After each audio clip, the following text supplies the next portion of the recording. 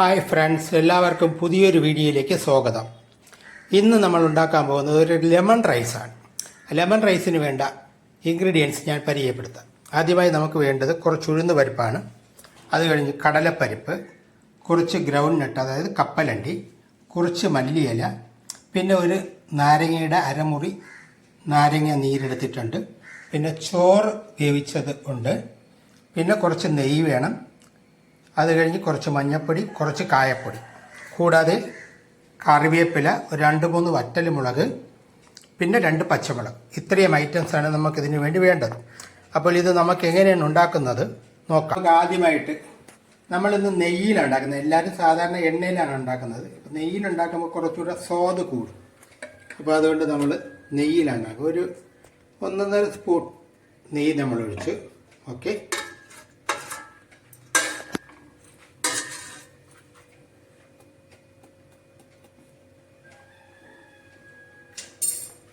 അതിലേക്ക്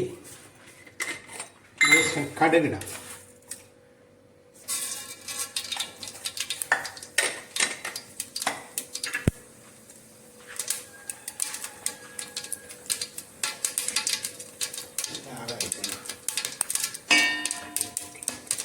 പരിപ്പിടാം. അതിൻ്റെ കൂടെ തന്നെ കുറച്ച് കടലപ്പരിപ്പ്, കുറച്ച് കപ്പലണ്ടി. ഇതെല്ലാം നമ്മൾ ലോ ഫ്ലെയിമിലാണ് വയ്ക്കാറുള്ളത്. അതിൻ്റെ കൂടെ തന്നെ കറിവേപ്പില ഇടാം. കറിവേപ്പില, വറ്റൽമുളക്,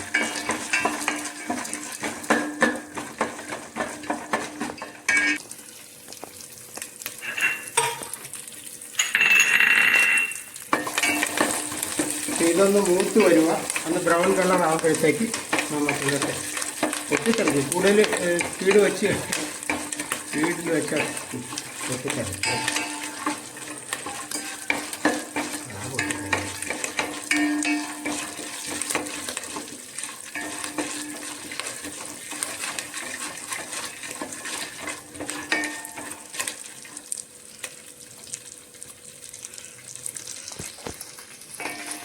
മഞ്ഞപ്പൊടി ആഡ് ചെയ്യാം.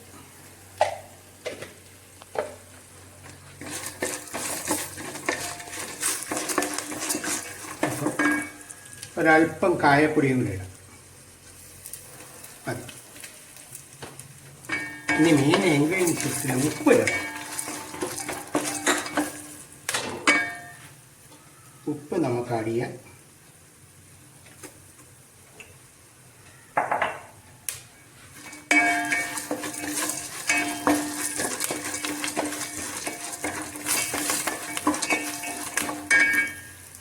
ബോയിൽ ചെയ്ത് വെച്ചിരുന്ന ചോറാണ്. ആ ചോറ് ഇതിലേക്ക് ആഡ് ചെയ്യാം. ഇതിപ്പോൾ നമ്മൾ ബസ്മതി റൈസിൽ, ഇത് പൊന്നി റൈസാണ്. എല്ലാവരും ബസ്മതി റൈസിലാണ് ഉണ്ടാക്കുന്നത്. അപ്പോൾ ഇവിടെ ഉണ്ടായിരുന്നത് പൊന്നി റൈസ് ആയതുകൊണ്ട് അതിനുണ്ടാക്കുന്നത്. പിന്നെ ഇളക്കുമ്പോൾ കഴിയുന്നത് തടിയുടെ തവി തന്നെ യൂസ് ചെയ്യാൻ നോക്കണം. ഒരു കാരണവശാലും സ്റ്റീൽ തവി ഇടരുത്. സ്റ്റീൽ തവി ഇട്ട് കഴിഞ്ഞാൽ അത് ഉടഞ്ഞു പോകാൻ സാധ്യതയില്ല. ഫൈനലി നമ്മുടെ ലെമൺ ജ്യൂസ്. ഇത് ഇപ്പോൾ ഒഴിക്കുന്ന കാരണം എന്ന് പറഞ്ഞാൽ ആദ്യമേ ഒഴിച്ച് കഴിഞ്ഞാൽ ഇത് കയ്പ്പുണ്ടാകും. അപ്പോൾ കയ്പ്പ് മാറുന്നതിന്, കയ്പ്പില്ലാതിരിക്കാൻ വേണ്ടിയാണ് ഇത് ലാസ്റ്റ് ഒഴിക്കുന്നത്. അത് കഴിഞ്ഞ് കുറച്ച് മല്ലിയില.